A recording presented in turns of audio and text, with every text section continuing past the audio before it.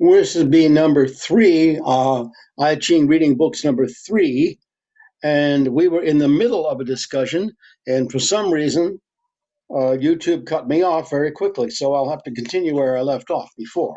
So we were reading the pictograph, what he says about it, and I'll go back and read some of that. Okay, so that's what we're doing now. It says the pictograph, ancient Chinese pictograph, this character is a picture of ZHUN, which might be the word's original meaning. The pictograph on Zoom looks like a blade of grass newly sprouted, grass with its root deep within the ground. The horizontal line lying across the upper third of the pictograph represents the surface of the ground. Above the ground, a tiny sprout, and just coming up underneath the roots penetrating the ground. This is a picture of symbol of new life.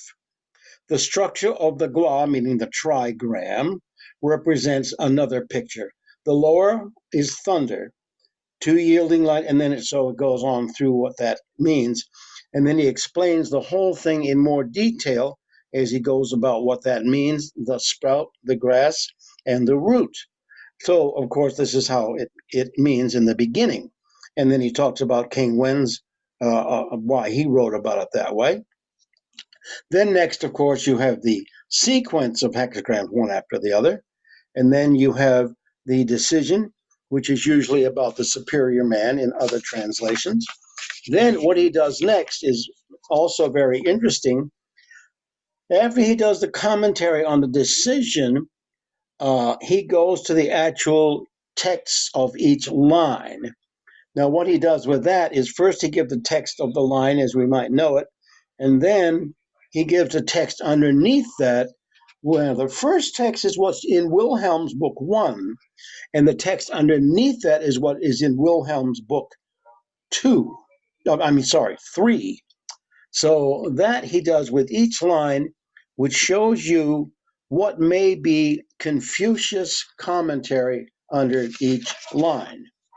Now, in continuing, then he gets to what's called the significance. And this is a rather long section, which is very detailed and very good. Then, when he gets to each line itself, he gives an explanation of what each line means. And in so doing, puts right beside it what hexagram you would get if that line changes. So you don't have to go hunting for what happens, it's right there. So that's what he does in each one of these. And in addition to that, he does additional reference material on the gua, or the trigrams that make up the hexagram.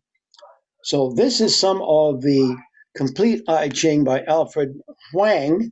You get a good idea of what this book is like, as another book I will use when I'm doing I Ching readings.